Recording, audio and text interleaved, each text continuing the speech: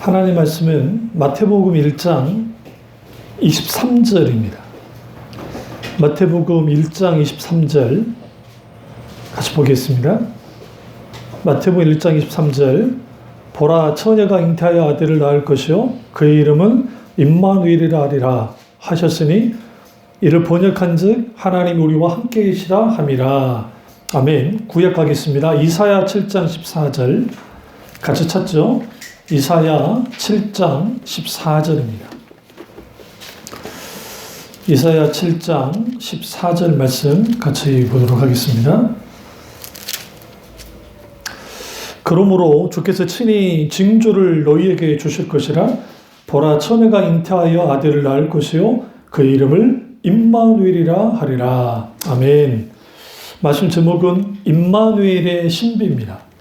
말씀 제목은 임마누엘의 신비, 이 제목으로 말씀을 나누도록 하겠습니다.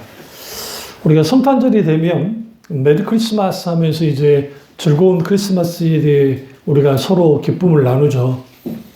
그런데 이제 성탄절이 많은 부분에서 좀 왜곡이 됐던 것 중에 하나는 뭐냐면 아이들이 선물 받는 날로 이게 바뀌어졌어요.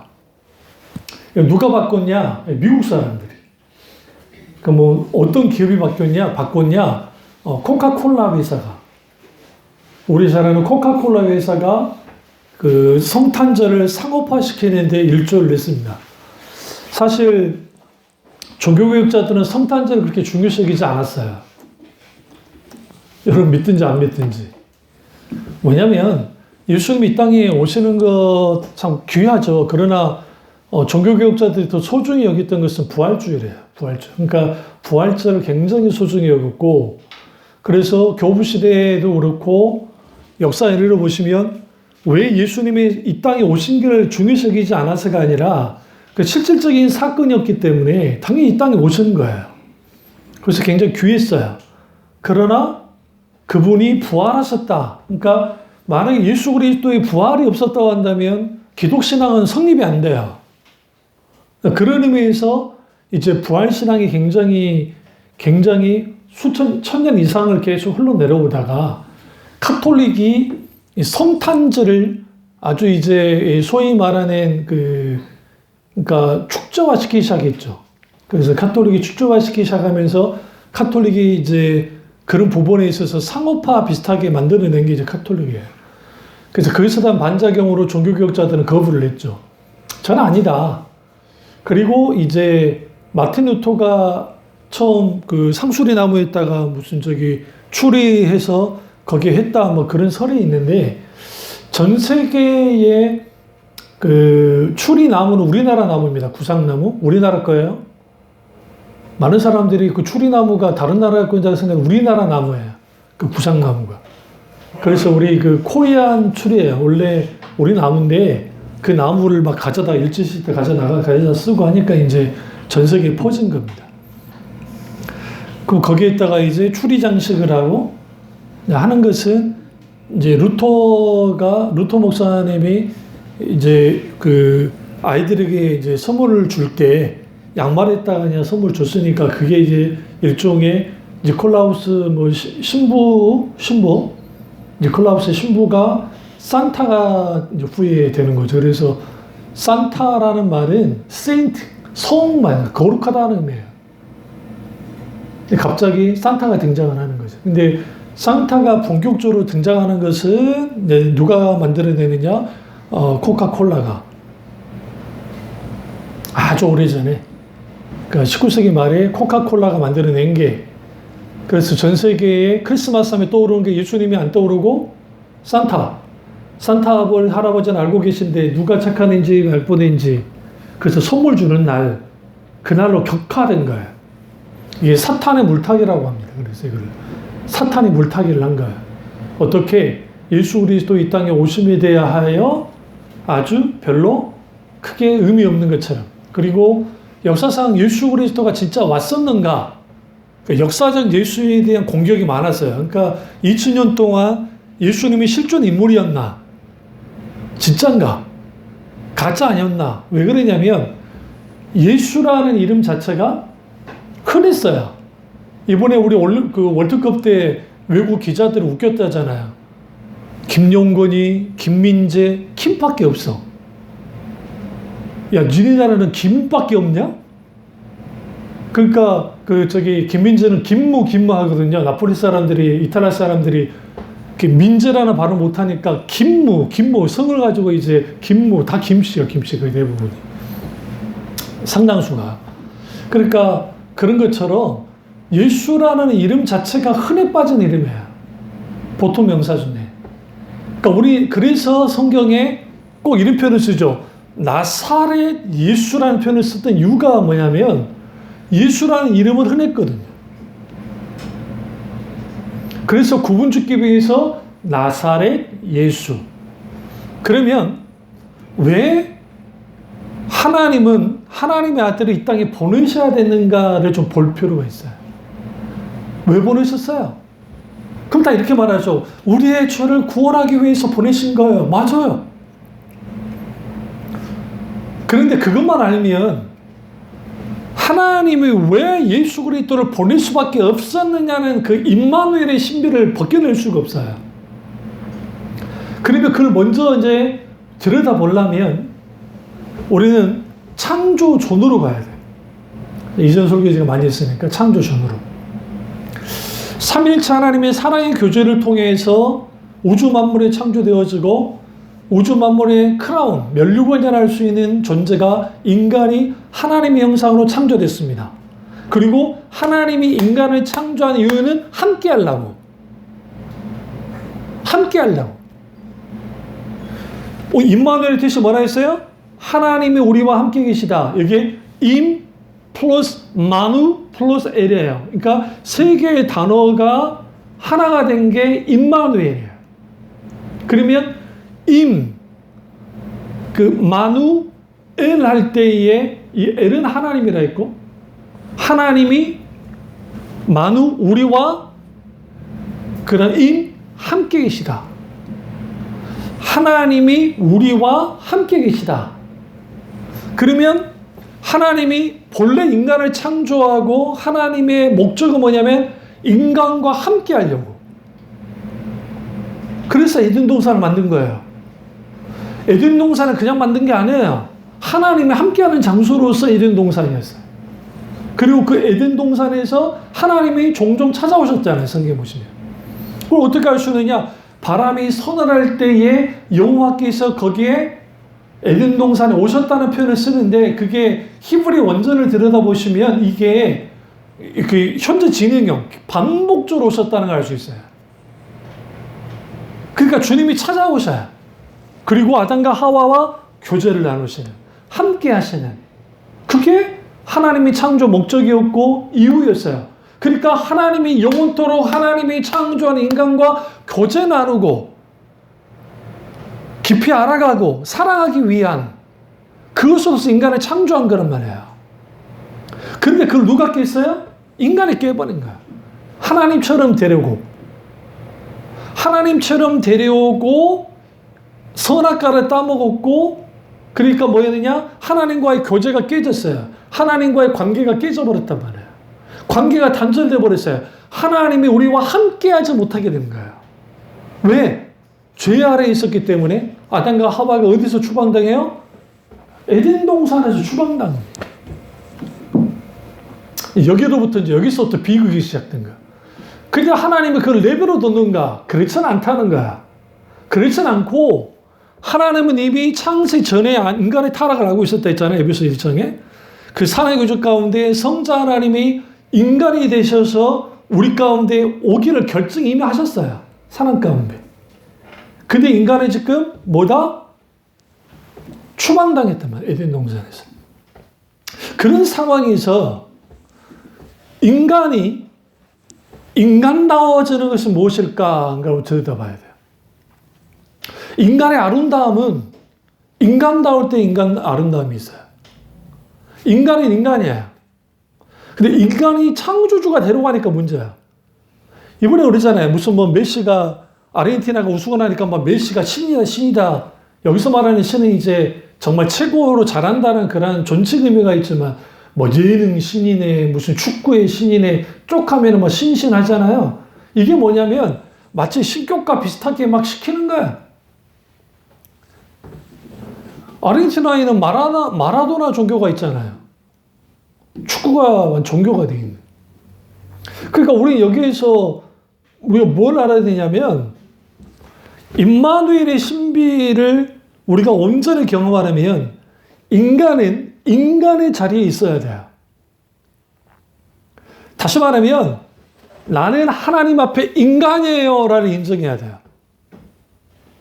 이게 무슨 말일까? 그 이유가 있어요. 예수 그리스도를 믿지 않고 예수 그리스도를 주로 받아들이지 않는 사람은 자기가 신이에요. 나는 나를 믿어. 나는 내 주먹을 믿어. 나는 내 돈을 믿어. 나의 잘남을 믿어. 나의 학벌을 믿어. 나의 권력을 믿어. 나의 어떤 것을 믿어. 그러니까 그들은 뭐냐? 나 자신이 내가 신이 되고 싶어요. 이게 뭐와 결합이 됐냐면 19세기 이제 말을 그렇고 20세기에 딱 들어오면 그 뉴에이지 무브먼트라고 하는, 그러니까 이게 그 힌두교에 있는 그 힌두이즘 사상이 서양에 있는 다원주의 사상과 결합이 되면서 인간조차도 이제는 인간은 뭐 할 수 있다? 신적인 존재가 될 수 있다는 것을 만들어내기 시작했어요. 이건 그 이전에 르네상스 이후에 인문주의자들이 인간 절대주의, 그러니까 인간 절대주의를 만들었어요. 이성주의 속에서. 그러니까 인간이 중심이에요, 모든 것에. 그래서 불교는 인간이 우주인 거야. 티끌보다 못하지만 인간 자체가 우주인 거예요. 그러니까 스님들랑 이야기해 보세요. 여러분은 우리는 우주 같은 존재야. 우리는 우주야. 라고 말해야 돼요. 그게 이 불교는 철저하게 인간 중심 철학이기 때문에. 이거는 동서양을 막론하고 임마누엘의 신비를 이거를 경험하지 못하는 사람들, 그게 의미를 알지 못한 사람들은 왜 하나님이 인간이 되셔야만 했는가? 이 사실이 우리에게 어떤 것을 가져다 주는지를 많은 사람들이 알지 못해요. 그냥 단순하게 우리를 죄에서 구원해서 천국 가려고 천국을 보내려고, 물론 그 의미를 분명히 갖고 있어요. 그러나 그 정도의 것은 아니라는, 그 이상의 의미를 갖고 있어요. 그래서 뭐냐면 모든 포지션을 돌려놔요. 인간의 자리로 돌려놔요. 그런데 하나님이 인간의 자리로 들어온 거예요. 이게 문제인 거예요. 이게 기적인 거예요. 이게 놀라운 하나님의 신비예요. 어떻게 하나님이 인간이 된단 말인가? 인간에 대하는 이유에 대해서는 제가 예전에 설교했으니까 그렇게 설교를 하진 않겠지만 분명한 것은 하나님이 인간이 됐단 말이에요. 그러면 여기에서 우리는 뭘 들여다봐야 되냐면 그 이사야를 통해서 이사야 7장 14절에 보라 처녀가 이제 아들 낳을 것, 예수님이 그 마태복음에서 이렇게 인용하잖아요. 그러면서 이제 이사야도 똑같이 처녀가 아들을 낳을 것이다 하는 표현을 씁니다. 이게 동일하게 예수님으로부터 약 600년 전에 예언이에요. 그 예언이 예수님 때 이제 이루어져요. 그럼 왜 예수님은 처녀의 몸을, 그러니까 부모로부터가 아니라 왜 처녀에게서부터 낳아야 되는가? 이 문제를 해결해야 돼요. 처녀. 물론 헬라어나 히브리어에 이걸 동정녀로 볼 것인가, 이게 애매모호함이 있습니다. 동정녀라는 것은 어떠한 그 순수한 그냥 수천녀를 말합니다. 근데 그 처녀가 이제 아이를 낳는데 왜 그러면 아버지 없이 성령을 통해 하나님의 영으로 그렇게 나셔야만 했냐는 거예요. 그 이유는 죄 없이 나셔야 되기 때문이에요. 구약에서 우리나라도 똑같고 족보를 보시면 아브라함이 이삭을 낳고 이삭이 야곱을 낳아요. 세상에 이런 기적이 없네. 남자들이 애를 낳네. 누가 애를 낳아요? 여자들이 애를 낳죠. 어떻게 남자가 애를 낳습니까? 근데 왜 성경은 아브라함이 이삭이 야곱이 다윗이 왜 남자들이 애를 낳는다고 했을까요? 그 당연한 거예요. 그게 가부장의 문화도 있지만 모든 그 씨는 누구로부터 하느냐? 남자에게 허리에서 나왔기 때문에 그걸 중심으로 해서 남자에게서 나왔다고 한 거예요. 근데 문제가 있어. 예수님만은 남자에게서 나지 않았다는 거예요. 이상하지 않으세요? 요셉은 법적인 아버지지 실질적인 아버지는 아니에요. 예수님께는. 하나님의 능력이 누구에게 임했어요? 마리아에게 임했다 있다고요. 그리고 예수님을 잉태했어요. 성령으로. 그러니까 예수님은 엄밀히 따지면 육신의 아버지가 없어요. 인간 아버지가 없다고요. 인간 어머니는 있어요. 마리아.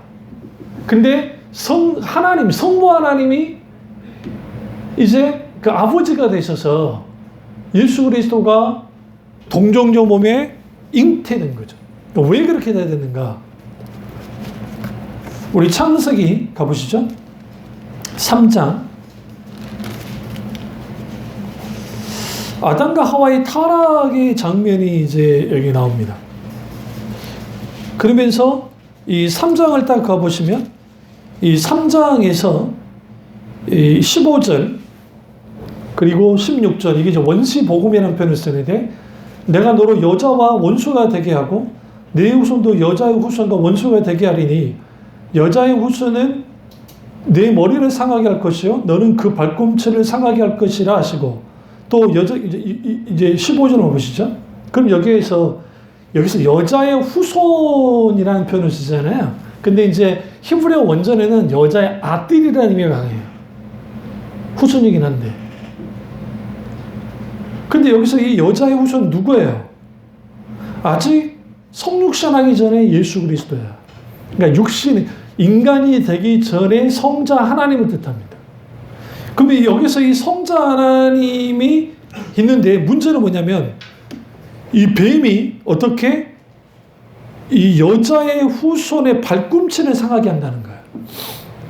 근데 여기서 뱀은 독사예요. 발꿈치는 물죠. 산에 다니시는 분들이 주로 긴 장화를 신고 다니는 이유가 아니면 큰 여기 위까지 올라오는 그런 신발들을 신고 다니는 이유가 뱀이 주로 그렇게 물기 때문이에요. 여기 지나가면. 발꿈치는 물죠. 예수님이 물렸잖아요. 그래서 죽으셨잖아요. 독에 의해서. 굳이 따지면. 그게 뭐냐면 예수님이 겟세마네 동산에서 기도하실 때 하나님 할 수 있으면 이 잔을 내게서 옮겨주십시오 라는 기도를 해요. 근데 여기서 이 잔은 무슨 잔이면 독잔을 말해요. 독이 든 잔. 그럼 어떻게 할 수 있느냐? 고대 시대에 두 명의 왕이 전쟁을 해요. 두 나라가 전쟁을 하는데 이게 결판이 안 나. 그래서 서로 만나요. 서로 이제 만나는 거예요. 만나는데 한쪽은 선한 왕이고 한쪽은 악한 왕이에요. 그런데 그 악한 왕이 여기에서 서로 이제 우리는 화해의 잔을 하자 하면서 이제 술을 딱 건네는 거예요. 잔에다가. 근데 거기에 독을 집어넣는 거죠. 그 예수님은 그만한 거예요. 독이 들은 잔을 알아요. 그래서 그 독을 든 잔을 내게서 거둬달라고. 근데 주님이 그걸 마시는 거예요. 그러니까 십자가 죽으신 거예요. 왜 이런 표현을 썼냐면 독이 든 잔, 발꿈치를 창세기 3장 15절에 이 말씀을 해석을 못했어요. 유대인들이. 왜 해석 못했냐면 이게 무슨 말인지를 알 수가 없어요. 구약에 있는 해석들이 안 돼요. 예수님을 통해서 다 성취됐기 때문에. 그래서 랍비들도 이게 무슨 말인지를 몰라요. 사실은. 이게 여자의 후손이 뭐지? 여자의 후손이? 그런데 중요한 건 뭐냐면 예수님이 죽으셨단 말이에요. 그럼 뒤에 여자의 후손은 어떻게 해요? 뱀의 머리를 상하게 한다. 제가 어렸을 때 뱀 잡을 때 산으로 둘로 살모사부터 까치 살모사부터 시작해서 지금 꽃뱀은 독이 없다고 알았는데 요즘에 꽃뱀이 독이 있대요. 그러니까 완전 막 맹독은 아니지만 독이 있는 우리는 꽃뱀 갖고 막 놀았거든 어릴 때. 근데 그때 주로 독사가 탁 고개를 쳐들 때 가장 먼저 하는 게 뭐냐면 막대기 같은 거 있으면 막대기로 머리를 계속 공격하는 거예요. 아니면 돌로 막 찍어버리기도 하고. 근데 생각해보면 그 애들은 무슨 죄가 있겠어요, 뱀들이. 자기들은 자기들 터전에서 있는 건데 우리가 산으로 들로 놀러 갔다가 깜짝 놀라가지고 성질나니까 막 죽여버리고 막 그랬거든. 근데 그때 가장 먼저 하는 게 다 죽고 나면 가장 먼저 하느냐? 죽은 거를 확인해도 이게 좀 떨떠름하니까 이 목 뒤쪽으로 이렇게 잡고 딱 오는 거예요. 이 가지고 내려오면 아저씨들이 그렇게 좋아해. 달라고. 술 담가 먹으려고. 그거 해가지고 그 소주 있다 술 담가 먹으려고 그렇게 좋아하거든. 우린 팽개치지 않아. 그러다가 이제 개들을 막 오면은, 개 주면은 큰일 나니까. 먹으면 독이 있으니까. 근데 그러면 예수님의 머리를 상하게 했다라는 것은 사탄에게 치명상을 입힌 거예요. 이게 십자가 사건이에요. 그러면 예수님은 여자의 후손으로 왔어야 돼요. 여자의 아들로 와야 돼요. 그래서 2000년 전에 예수 그리스도가 동정녀 몸에서 태어나신 거예요. 근데 그 일은 누가밖에 할 수밖에 없어요? 하나님만이. 왜? 하나님이 창조주시기 때문에. 하나님이 창조주의가 아니라고 한다면 절대로 구원자가 될 수가 없어요. 요한복음에서 그로 말미암아 창조됐다 했잖아요. 그 구가 누구라 했어요? 성자 하나님이라 했잖아요. 요한복음 1장에. 태초에 말씀이 계시니라. 그 말씀이 하나님과 함께 계셨다 했잖아요. 태초에. 근데 그로 말미암아 태초에 만물이 창조되었고, 그러니까 성부 하나님이 우주 만물 창조, 인간 창조를 계획을 다 해요. 삼위일체 하나님이. 계획을 하나님이 하시고 실질적으로 이것을 만드신 분이 누구냐? 예수님이야. 예수님이 창조하시고 성령께서 이 모든 것들이 이루어지도록 그리고 보존되어져 가는 것을 성령이 하셨나요? 삼위일체 하나님이. 세 분 하나님이 따로 있는 게 아니에요. 그러니까 세 인격은 있지만 한 분인 하나님이에요. 그런데 여기서 중요한 건 뭐냐면, 그게 이제 놔두고, 중요한 거는 예수 그리스도가 왜 오셨는가? 임마누엘 하려고.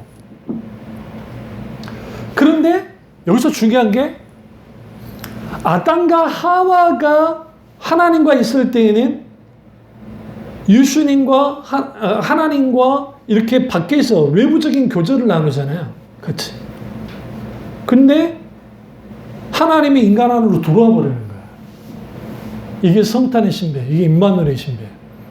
하나님이 우리와 함께하는. 여기서 함께한다는 의미는 어떤 의미냐면, 이게 이 용유가 이 뜻이 뭐와 관계냐면 지성소와 관계가 있어요. 지성소에 하나님의 임재, 이걸 쇠키나라고 하는데, 쇠키나라고 하는 히브리어 단어와 관계가 있어요. 그러면 함께한다 할 때에 함께한다라는 의미는 이거죠. 집을 지어서 함께 사는 것을 뜻해요. 영원히. 그러니까 왜 하나님이 이 땅에 오셔야 되는가? 그것도 인간의 몸을 입고 오셔야 되는가? 인간의 몸을 입고 오지 않고서는 절대로 인간을 구원할 수 없기 때문에, 이게 다 설교했으니까 여러분 알 거라 믿고. 그러니까 예수님이 우리 가운데 들어오셔야만 하나님과 우리 사이에 막힌 담이 헐어지고 우리가 온전한 하나님 나라에 가서 들어가 살 수 있게 되기 때문에. 갈라디아서 4장 4절을 보시죠. 갈라디아서 4장 4절. 그러면 왜 2000년 전에 오셨는가? 그걸 좀 볼 필요가 있어요. 갈라디아서 4장 4절 신약 성경에 때가 참에 하나님이 그 아들을 보내사 누구에게 나게 하시고 여자에게 나게 하시고 율법 아래에 나게 하시는 것은 율법 아래에 있는 자를 속량하시고 우리로 아들의 명분을 얻게 하려 하심이라. 너희가 아들임으로 하나님이 그 아들의 영을 우리 마음 가운데 보내사 뭐라 부르니라? 아빠 아버지라 부르게 하셨느니라. 왜 예수 그리스도를 우리에게 보내셨는가? 결국 그것은 율법 아래에서 죄 아래 있는 우리를 속량, 값으로 사서 자유케 해주시고 자유를 하게 해주시고 그리고 아들의 명분을 얻게 하기 위함이다. 여기서 아들의 명분을 얻는다는 의미는 아들을 삼기 위함이었다는 거예요. 그런데 우리가 아들이 되어졌는데 성령께서 우리로 하여금 하나님을 향해서 아빠 아버지, 예전에는 아바 아버지는 이게 아람어예요. 지금 이게 헬라어가 아니라 아람어로 아바 아버지라 부릅니다. 그러면 여기서 때가 찼다라는 게 굉장히 중요해요. 때가 참에 우리 이거를 왜 이해를 못하냐면 왜 갑자기 예수님 2000년 전에 이 땅에 오셨을까? 그의 말라기 선지자와 세례요한의 등장까지 400년이라는 역사가 개입이 있는데 이때 예언자들이 활동을 안 해요. 하나님이 안 보내요. 이걸 신약과 구약과 신약의 중간사라 그래요. 이걸 영적인 암흑기라고 하는데 성경에는 영적인 암흑기가 두 시대가 있어요. 그게 뭐냐면 그 요셉 이후에 400년 동안 모세까지 400년의 암흑기가 있고 그 다음에 말라기부터 세례요한까지 400년의 암흑기가 있어요. 근데 이 400년의 암흑기를 좀 들여다봐야 돼. 왜 그러냐면 400년의 암흑기 중에 자칭 내가 메시아라고 등장하는 사람이 수십 명이에요. 우리는 신구야 중간사를 알지는 못하니까 그러는 거야. 그러니까 이제 성경에도 기록되어 있죠. 빌라도가 갈릴리 사람이 누군가 일어났다고 하니까 군대를 보내서 사람들을 몰살시켰다는 말이 나와요. 성경에 보시면. 그 일이 왜 벌어진 거냐면 그 사람이 일어나고 자기가 메시아라 그랬거든. 메시아가. 내가 메시아인데 그러니까 너희들 와서 해라. 그러니까 막 사람들이 와서 반란을 일으키니까 로마가 두고 볼 수 없는 거니까 이제 멸절을 시킨 거예요. 그때 애들부터 시작해 다 죽입니다. 모든 애들 다 죽여요.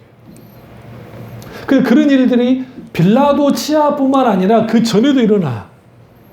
그리고 이제 하스모니안 왕가, 이걸 이제 약 100년 정도 독립왕국을 이제 쟁취를 하는데, 이때 이전에 우리 잘 아는 알렉산더 대왕 아시죠?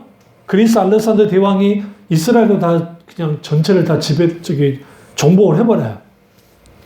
그래서 알렉산더 대왕이, 그러니까 말라기 선지자 이후로 페르시아라는 나라가 있었고, 페르시아라는 나라의 지배 아래에 있다 보니까 그때 이제 사람들이 이미 그 포로교 안에서 팔레스타인 땅에 있기는 하는데, 그런데 거기에 보니까 성전은 무너졌고, 이제 스룹바벨 성전, 아주 그런 성전을 가지고 겨우겨우 신앙을 유지하고 오다가 그리스도의 충고를 받아서 페르시아가 멸망을 한단 말이에요. 멸망과 동시에 이제 이 예루살렘에 누가 들어오냐면 알렉산더 대왕이 군대를 끌고 옵니다. 우리는 이제 역사를 모르니까. 근데 알렉산더 대왕이 올 때 흰 옷을 입은 제사장들이 앞에 들어오니까 알렉산더가 어떻게 반응을 하냐면 무너뜨리지 말라 그래요. 그래서 수르바벨 나무 성전이 멀쩡하게 있던 거야. 근데 문제는 뭐냐면 33살에 요절을 해버린단 말이에요. 요절을 하니까 제국이 4개로 분할이 돼요. 이거 역사 기록에 놔두고.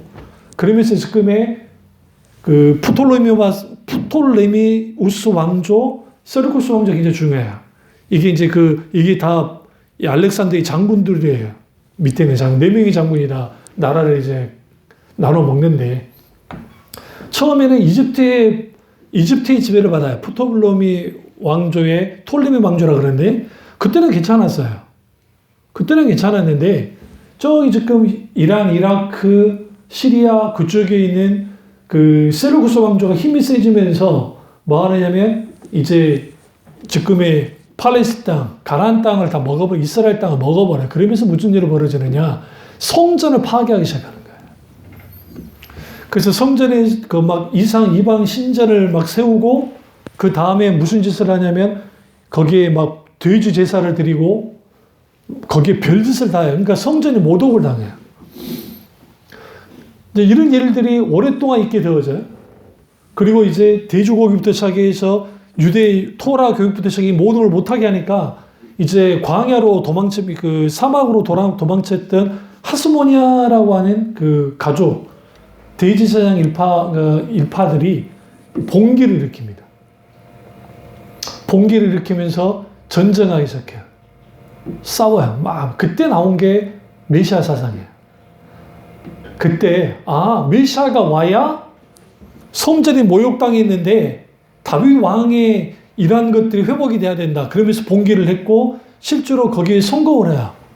근데 이제 이게 이제 역사를 좀 더 알아야 되는데, 하스모니안 그들이 강해서가 아니라 그때 누가 등장하느냐? 로마가 불같이 일어나기 시작해요. 팔레스타인 저기 이베리아 반도 속에서.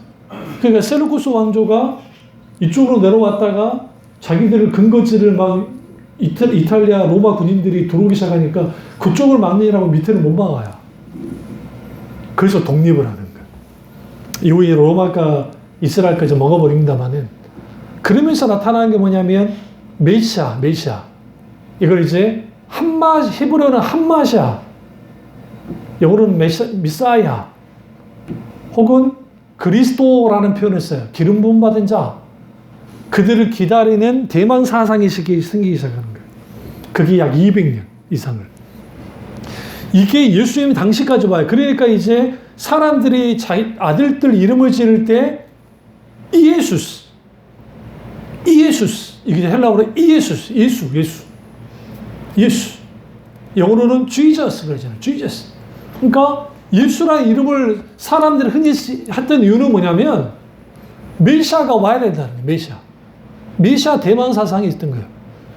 그게 성경 전체 역사를 딱 들여다보시면 이미 이사야를 통해서, 미가를 통해서, 베들레헴에서 누가 메시아가 날 것을 미가서 5장 2절에 이미 미가가 예언을 해요.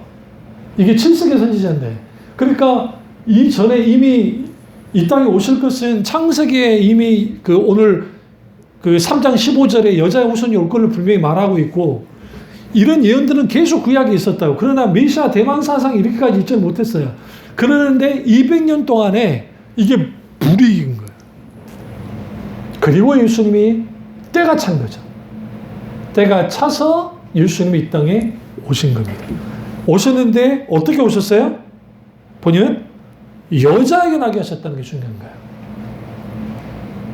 이스라엘은 절대로 여자에게 낳았다는 표현을 안 써요. 우리나라도 아버지 날 낳으시고 어머니 날 기르신다 그래요. 유교 경륜, 이게 가부장제 문화 속에서.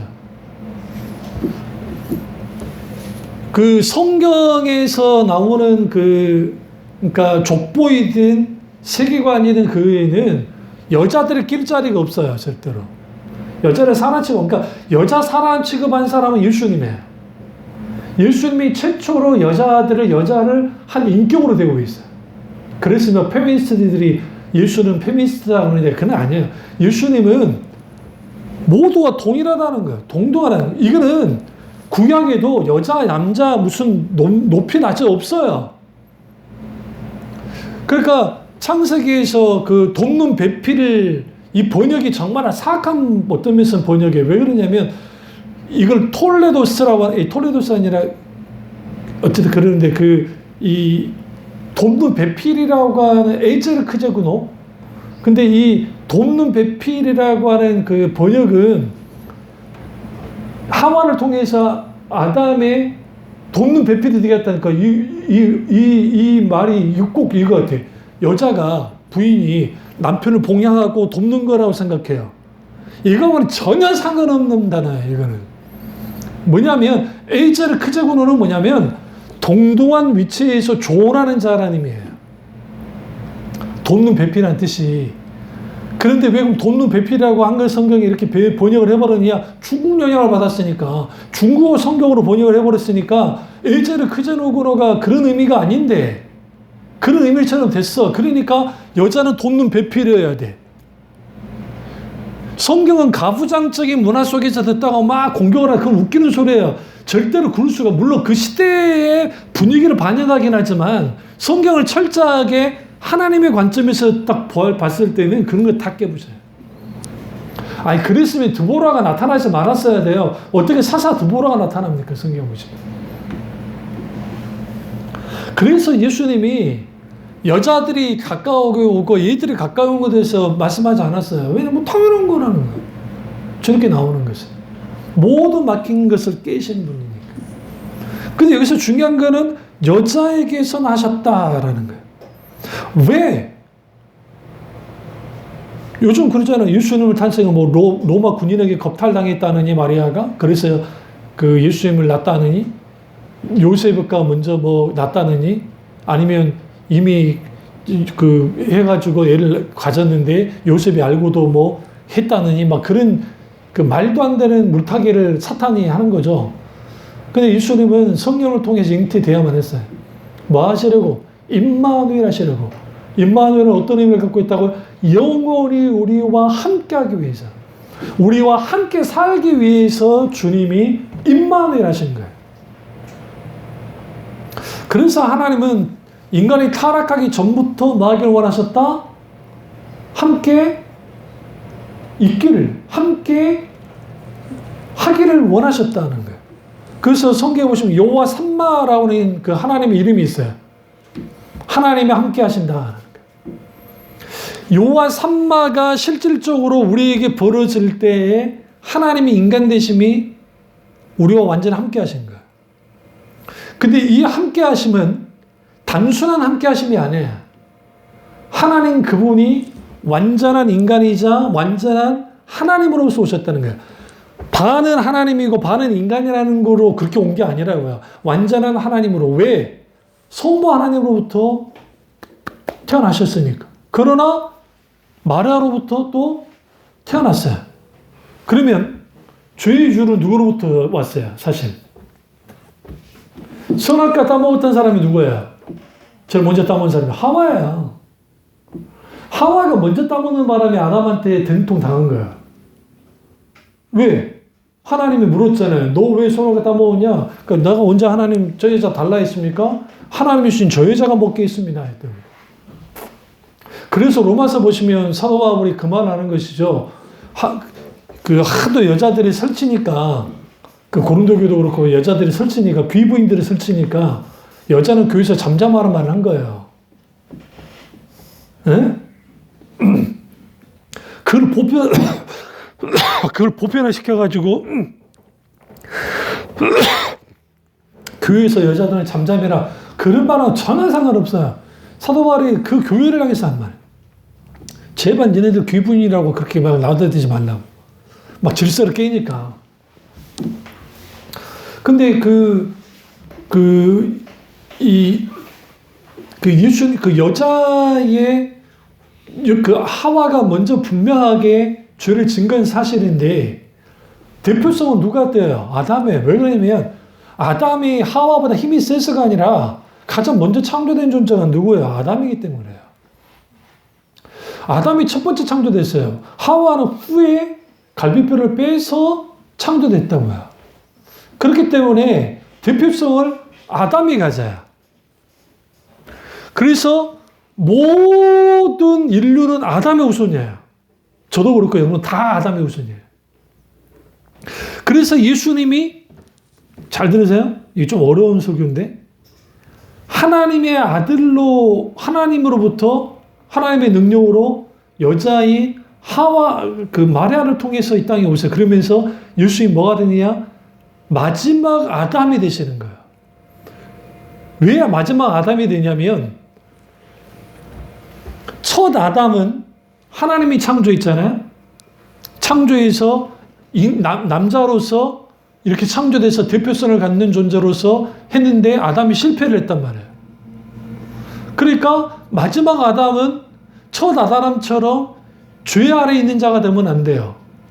그러니까 완전한 이 성공을 하려면 혹은 승리를 하려면 하나님이 인간이 되는 길을 밖에는 없어요. 그래서 하나님 인간이 되는데 문제는 뭐냐면 여자에게로부터 오면 된다는 거예요. 왜 그러냐면 아담으로부터 모든 죄가 담당된다고 생각했기 때문에. 그래서 그러면 하와는 죄가 없는 존재인가? 그렇진 않아요. 하와라는 존재 자체는 죄가 있어요. 그러나 지극히 크신 주님의 은혜가 그를 덮쳤다 했잖아요. 은혜가. 덮침을 통해서 그를 향해서 뭐 하냐면 주님이 놀라운 하나님 은혜가 함께 있죠. 그리고 거기에서 이렇게 말하면 그렇지만 하와의 몸을 빌어서 주님이 이 땅에 오신 거예요. 여자에게서부터. 다만 죄는 없으시죠. 왜? 이 생물학의 법칙을 뛰어넘었잖아요. 남자, 여자 이 법칙을 뛰어넘고 하나님께서 직접 오셨기 때문에, 그래서 이 말에 이게 가능한 거야. 하나님의 능력이 덮였을 때, 그때 하와는 어떤 상태인가? 죄 없는 상태가 되는 거예요. 왜냐하면 하나님의 강한 은혜가 그로 하여금 정결케 만들었기 때문에. 그래서 죄 없으신 예수님이 태어나신 거예요. 근데 이거는 이제 카톨릭이 뭘 주장하냐면 예수님을 낳고 난 다음에도 동정녀는 어떤 죄도 짓지 않는 그런 완벽한 성인이었다 주장하니까 문제가 되는 거예요. 그게.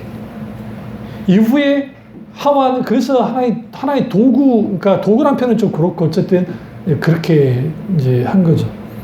그럼 우리는 여기에서 하나님이 사람의 몸을 입고 이 땅에 오셨어요. 이게 신비로운 것이고 기적이고 이거는 지식적으로도 과학으로도 이해할 수 없는 겁니다. 그런데 이 예수님의 임마누엘 이 일은 하나님의 사건이에요. 하나님의 사건이란 말은 무슨 말이냐면 하나님만이 하실 수 있는 일이었어요. 사건이었어요. 그분이 창조주가 아니고서는 불가능한 일. 근데 그 하나님 인간이 되어버린 거예요. 그리고 인간이 되셔서 뭐 하려고? 죽으려고. 누굴 대신해서? 인간을 대신해서 죽으려고. 뭐 때문에? 죄 때문에. 그러면 하나님이 두 가지를 해결해야 돼. 죄의 문제를 해결해 줘야 되고 죽음의 문제를 해결해 줘야 돼. 그 일은 하나님 그분이 죽고 하나님 그분이 살아나심을 통해서 그리고 하나님 그분이 하나님 앞에 대속물로 모든 죄를 인류의 모든 죄를 담당하고 죽으심을 통해서 죄의 문제를 해결해 줘야만 하는 거예요. 그러니까 예수 그리스도가 나와 무슨 상관이냐? 그 일리가 있어요. 세상 사람들은 말할 때는. 그럼 죄는 누구로부터 들어왔어요? 아담으로부터 들어왔어요. 왜 그러냐면 아담과 하와가 죄를 졌는데 대표는 누가 가져요? 아담이 가져요. 네가 남자 입장에서 좀 아담이 조금 억울한 면은 좀 있어요. 가장 먼저 사고 친 것은 하와가 쳤는데 결국 그래요. 그거는 사실상 어느 그 집단도 다 비슷해요. 그 대표성의 원리는 그래요. 아니 그러잖아요. 장관들이 사고 쳤는데 대통령이 사과해야 되잖아요. 왜냐하면 대통령의 권위 아래 있으니까. 그러니까 하죠. 그러니까 하와와 아담과 하와는 분명하게 동등한 존재지만 하나님이 질서는 세웠어요. 상하 질서라기보다는 하나의 권위의 질서는 분명하게 세웠다고요. 그러니까 그 권위를 누구에게 뒀느냐? 아담에게 둔 거예요. 하나님께서. 하와가 모자라서가 아니라. 왜? 뒤에 창조됐잖아요. 그러니까 이거는 뭐냐면 먼저 창조되느냐 뒤에 창조되느냐는 이거는 굉장히 권위를 가져요. 먼저 창조된 게. 그래서 인간은 제일 마지막에 창조됐잖아요. 사실은 모든 우주 만물이 인간에 대해 권위를 가져야 되는데 근데 왜 인간이 이 우주 만물의 권위 아래 있지 않느냐면 하나님의 형상으로 창조됐기 때문인 거예요. 하나님의 형상으로 창조됐기 때문에 하나님이 닮아 있잖아요. 그러니까 모든 우주 만물이 인간의 권위 아래 들어가는 거예요. 그럼 여기에서 우리가 왜 여자에게서 나왔는가? 그것은 당연한 거였어요. 여자를 통해서. 근데 남자를 알지 못하는 동정녀 마리아에게서 하나님께 예수님이 이 땅에 태어나셔야만 모든 인류의 죄를 사할 수 있을 뿐만 아니라 완전한 하나님이자 완전한 인간으로서 오실 수 있기 때문에. 그래서 성령께서 하나님께서 강하게 마리아에게 딱 하셨을 때 그때에 그녀는 완전한 그러니까 정말 하나님의 놀라운 그 정결함 속에 있게 되어졌고 그리고 성령께서 그와 계속 하잖아요. 그러니까 벤처로 그 엘리사벳의 집에 놀러를 갔다가 엘리사벳이 갑자기 뱃속에 있는 세례 요한이 막 요동치잖아요. 그때 한번 보세요. 이걸 하고 끝내겠습니다. 누가복음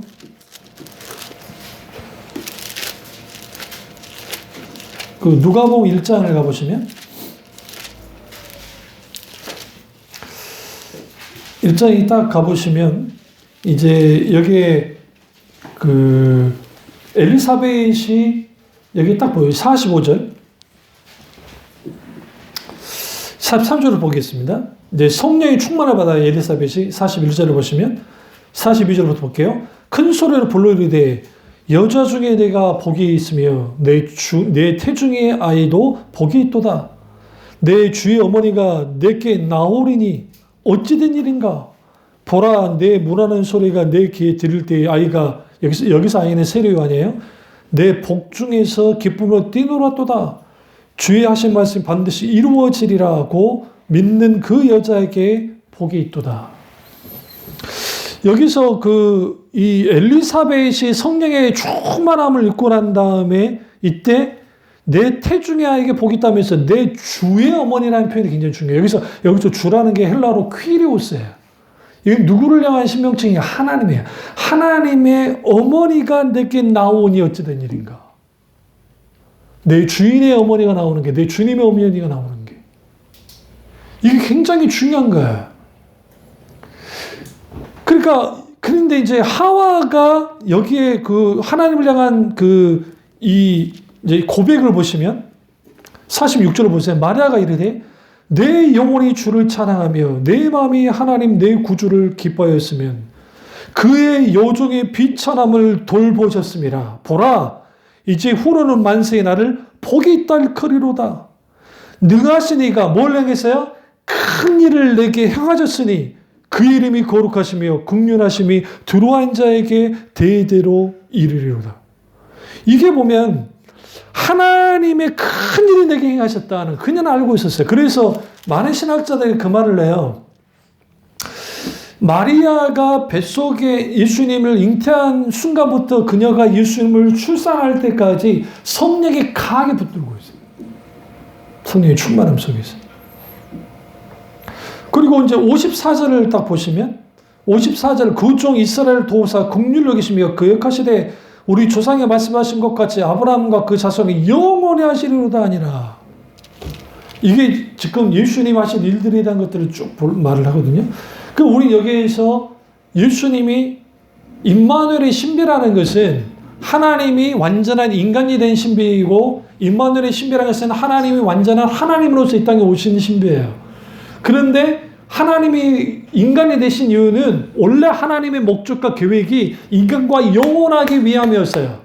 그런데 아담과 하와가 타락해서 하나님과 결별됐잖아요. 관계 깨졌잖아요. 그러니까 하나님 편에서 인간과 영원히 함께 하려고 인간이 되셔버린 거예요. 그래서 모든 인류의 죄를 담당했는데 모든 사람을 하나님이 구원하기 원하지만 하나님의 임마누엘의 신비, 임마누엘의 하나님 앞으로 모든 사람이 나와야 돼, 믿어야 돼요. 그러려면 예수 그리스도를 믿고 주로 시인하지 않고서는 절대로 임마누엘의 하나님의 놀라운 역사가 있을 수가 없어요.